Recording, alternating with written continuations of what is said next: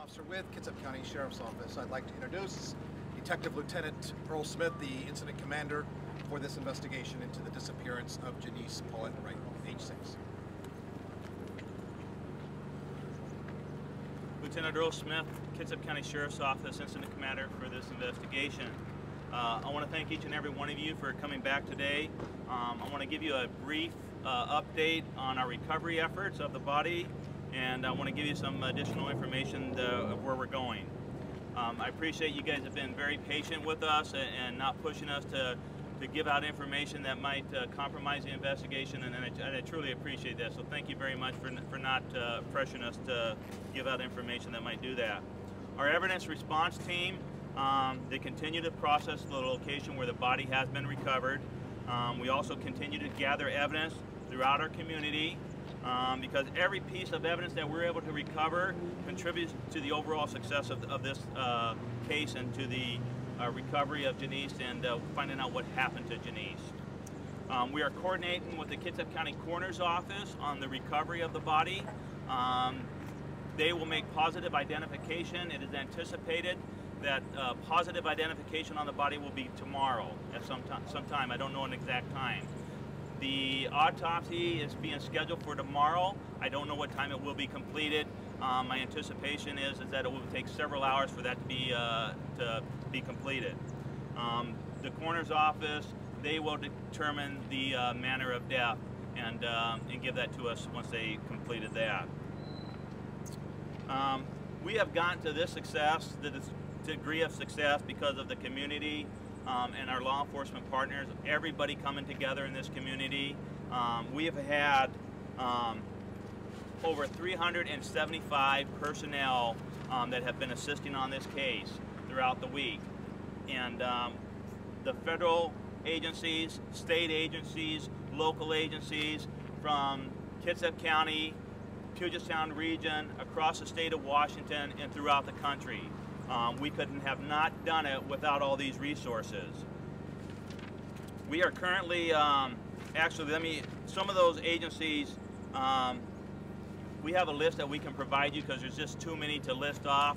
But some of those, some of the specialty units that I want to talk about and just mention are the FBI's Child Abduction, or excuse me, FBI Child Abduction Rapid Deployment Team. The FBI Behavioral Analysis Unit, the FBI Evidence Research Team, the FBI Specialty Search Dogs, the National Center for Missing and Exploited Children, and the Washington State Patrol Crime Response Team are just a couple of them that have contributed to the success of this overall investigation thus far. We have covered over 200 leads so far. And we continue to work on those, and we're continuing to work on all the other leads that continue to come in. We received several tips through 1-800-CALL-FBI. We appreciate those. We received several local calls through the 911 system, and we just ask that the community continue to call with those tips. Even if they don't think it's important, you never know which one of those tips is going to help us complete the investigation of what happened to Jenise.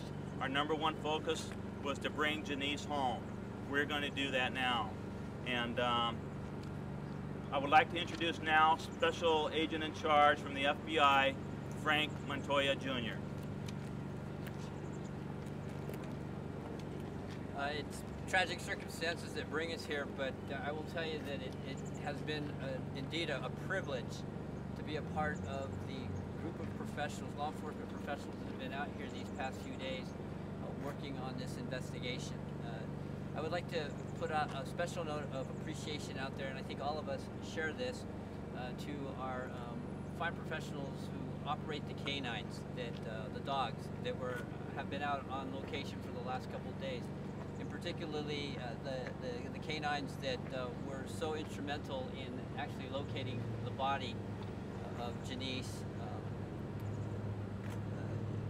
today. We couldn't have done it without them, frankly, and their professionalism, their supreme expertise, subject matter expertise, and the canines themselves, their ability to get this done under very difficult and trying circumstances. It was something really a sight to behold, if you will. As Earl said, it's been a well-orchestrated activity these past few days to bring together the many different agencies that are here to achieve the success, I suppose we could characterize it as, that we've been able to achieve in the last couple of days.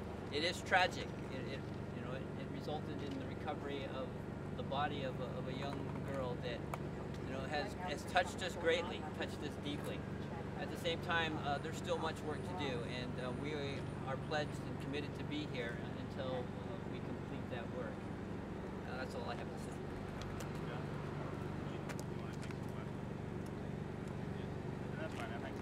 Okay, folks, I can take a handful of questions here. Understand, a lot of details.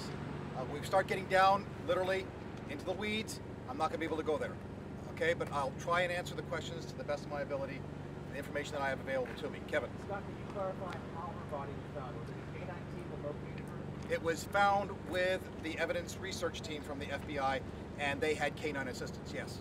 Do you suspect foul plays is now evolving into a criminal investigation? This is going to be a criminal investigation. There's no doubt about that. Cause and manner of death, we're going to wait for the autopsy results from the coroner's office to determine exactly what kind of death this is going to be, right? But we suspect that she just did not go off by herself and fall into some bushes and die. And describe the area where you found her, because like you said, you don't think she walked into that area. How remote of an area is this? I'm not going to get into specifics, Adam, concerning the square footage or the distance from her house, but it was in the immediate proximity of Steel Creek Mobile Home Park, in a wooded area. Have investigators developed any possible suspects, persons of interest, or people that you want to talk to that want to track down We're focusing on that, and we're heading that direction. So far, we don't have anybody specifically identified that we can provide a name. Was she wearing a pink shirt and jeans as was a possible sighting from neighbors on Sunday? Can't answer that. I don't have that information. That is, Allison, sorry. Did you say you are narrowing in on a suspect? No, we are focusing on trying to narrow in on a suspect. Sorry, Kristen. Are we ruling out an accident then at this point? Not ruling out anything, but it's a criminal investigation. There's no doubt about that. What's the status of the parents right now? Mother, was she at the house when the FBI team was in there today? And is the father around, and are they still cooperating? I don't have that information specifically on their status. I do know that the family, we've gone through the formal notification process with the family, and we are trying to assist them in getting the appropriate grief counseling services set up. Had you all previously gone through this area where her body was found? Or is this the first time you would actually send search teams out to that area? That's why we research again and again and again, because sometimes it could be that microscopic piece of evidence or that scent that the dog didn't pick up the first time. Another team may go in there and find again. So you all already went through that area and went back through again? I believe we did. Okay, let me research that and get back to Adam on the specific track trail of any canines. Did she die there? Is it possible she died somewhere else? And was To be placed- determined, Keith. Don't know that answer. So why did the FBI go back into the home today? Through developments in the home. I'm talking about the crime scene or the site where she was found. Crime scene extended to the home. You've got the entire area roped off. Yes, we do. Part of the investigative process, when we have a situation like this, is to go back into the village, or the mobile home park in this case, and start resurfacing or recanvassing what we need to do to find somebody who may be responsible for this. That's the best way I can put it, Keith, without getting into a lot of details that could possibly compromise our situation here. Okay, folks, good enough. Thank you very much.